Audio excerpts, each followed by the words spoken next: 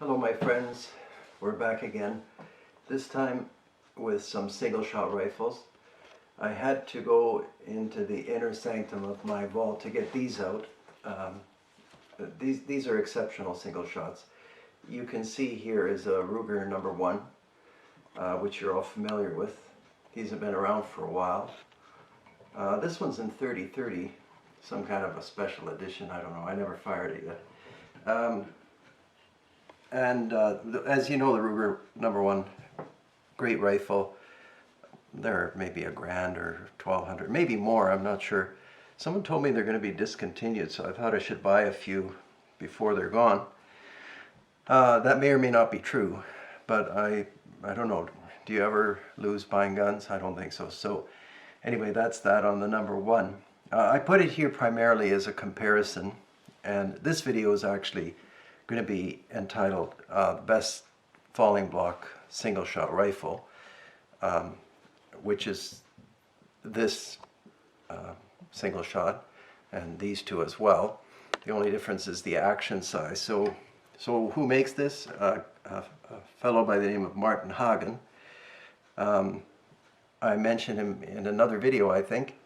I used to know him quite well, and he makes designed, patented, and builds these exceptional single shots. And just by way of background, like a lot of collectors, I had bolt actions and semi-autos and pumps. You know, you go through the whole learning process, and then something happens to some people and you end up liking these single shots for their simplicity, and of course they put that responsibility on the shooter to make the one shot count, and they're great at the range, and there's just something about single shots, and some of you know that, I'm sure. So what makes the Hogan so exceptional? Well, there are a whole bunch of technical problems that everybody has to deal with when you're thinking about building a single shot falling block, and it's hard for me to describe the interrelationship of parts and pins in every single falling block. But somehow you have to get a firing pin that's in line with the bore, so that you're not hitting the firing pin at an angle with a hammer. Some of the old ones were this way and so on. Of course, that invites a broken firing pin eventually, or sometimes the firing pin would hang up in the primer. So this has an inline firing pin, and the action, well, it's one of those things. You're just watching a film kind of, but the whole action is entirely controlled and smooth. It's controlled by coil springs, and the hammer is also powered by a coil spring. Everything is entirely solid, smooth, and I'll try to move this action so that you can see. So you can see it. Sometimes you can hear when a mechanism is very solid. I don't know if that means solid to you, but anyway, it's exceptional in every way, and these are remarkably well made rifles. I'm going to put a couple of links for you if I can, and you can look at the manufacturers, the makers website, and other people use this Hogan action. Some of the rifles made for the guilds use Hogans. They're quite well known, and they are around. They're not an inexpensive action.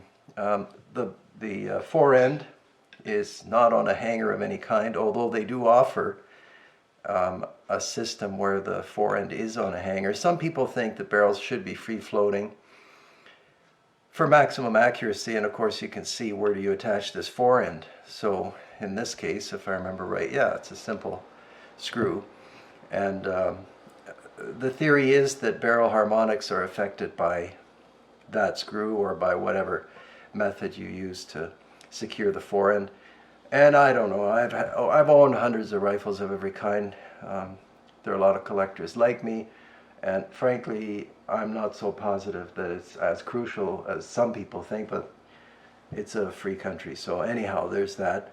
The buttstock and the rest is routine gun making. Typically they use Turkish walnut, but you know, it's up to the customer. Anyway, they put engraving, and these are kind of heirloom pieces. The Ruger's obviously a great rifle. The hammer fall is a little slower, primarily because the spring that powers the hammer, I believe it's under this forend. I used to know these things by heart. I didn't take this apart before the video. But again, do we like the number one? Of course, it kind of revived the falling block single shot, and it looks something like the British colonial single shot falling blocks that actually were the origin and the example for this firearm, which Bill Ruger felt would be appealing to the American market and to the global market, and he was correct. Now, I don't know what's going on with manufacturing costs, but it could be that this will be discontinued, so maybe one should buy them. You can see that the block is a little bit eccentric, or whatever the word is, and I think they come with an ejector. They do, yeah, spring-powered ejector, which is nice. On the other hand, with these Hogans, I think I have one with an ejector and one without. This one I think is just this one is just an extractor. Anyway, just now opening these actions to show you, this has a entirely different feel to it. It has a roller safety. I remember talking to Martin, why do you put a roller safety? And he said, well, sometimes with these other types of safeties, as on the Ruger, you bump them or whatever, and the part itself, the safety part, has kind of a mass of its own, and so theoretically it could move. I truly believe that's a theoretical thing, but maybe it's happened, or maybe it's happened in the bush that something hits this and then it's in the wrong position. With these roller safeties, that's never going to happen. So there it is. The barrel, I mean, I think these are all hand-cut rifled, maybe in Fairlock, I'm not sure. And I think they get them from different places. The Ruger, I think they either make them in-house or it's a Douglas, but it doesn't matter. I actually have never owned a Ruger that didn't shoot well, although some people have said that theirs didn't. But I must have been quite lucky. Oh, I put a 22 box here, just so you can see relative size. Instead of a tape measure, it's probably maybe more useful to use the 22 box. And anyhow, then you get to these. This is the mini action. The Hogan action comes in 3 sizes, maybe even 4. There's a Magnum. I have one of those, and I'll show that to you one of these days. This is the medium, but it's an early medium. And then he kind of shrank the action down, so they're smaller than this. And that means they're a lot smaller than this if you order a 243 or 308. And then he decided to make something really special. And here's this, I mean, amazingly dainty little action. You can see how small that is. I had some cartridges kicking around. It's probably not the best cartridge to use. What is that? That's a 500 Smith & Wesson. But that is a tiny action. And that's in 223. You could order them in any of those small calibers. I was going to order one in 5.7, but anyway, these are both 223s. Very delicate rifles, and the same thing. It's just as solid as anything else, and easily handles a 223.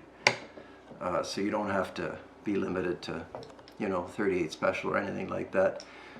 Beautifully made, and you can see you have a little quarter rib here, and then front sights. It has all the features of a best quality single shot, except in a caliber and in a size that's just fantastic to own.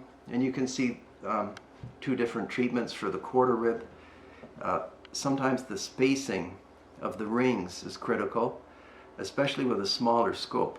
So to get the rear ring further back, they put this dovetail right over the bridge of the receiver. Now this one it's a little further forward.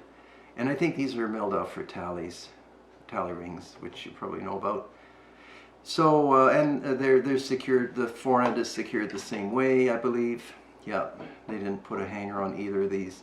This one has a leather covered recoil pad, which is kind of a nice classic feature, and shadow line cheek piece. You can see the different concepts in the stock, and you know, you have to be a kind of a collector to get obsessed with this stuff. But very interesting shaping differences. The dimensions and scales are different, even though the actions are the same.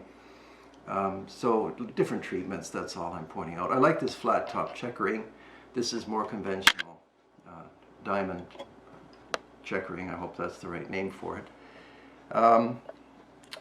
Which one of these do I like better? I guess this one, just because it's, I don't know what this thing weighs, but I mean, it's small.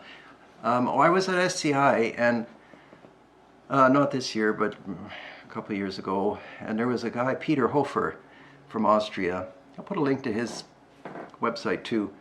And he had a double rifle. I think he called it the Hummingbird. And it's like I said, it's a double. It's not a falling block. It's a break open. But it had that same amazing daintiness, because we've got all these big guns and black guns and all the rest of that. And they're fine. They're good. But these are just exceptional. And I always liked the British Rook rifles. Probably you're all familiar with those.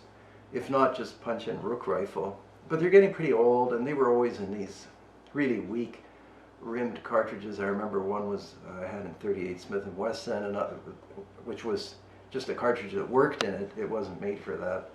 And then 300 Rook and things like that, for their version of crows, I guess. Anyhow, in 223, these are a lot more versatile, and of course ammo's inexpensive and everywhere. I'm probably missing a whole bunch of things, and I'm always sort of stuck with my videos, because I could talk about a lot of stuff and really bore you, but I give you an overview. You can of course research these things, and maybe then, I don't know, I can do another video and take them apart and that kind of thing. But exceptional, and I think I finally exhausted the list. I bought all the Holland and Hollands and the Wesley Richards, and they all made falling blocks. But somehow Martin Hogan's, I think most people would agree, is the best of them all. You can see no exposed pins. There's no evidence of assembly on this action. Here you've got a screw. You got lots of screws on the rib, and you know, these factory-made guns have a lot of parts, and of course they're still excellent. But as I've mentioned in a previous video, in classic gun making, the less parts the better.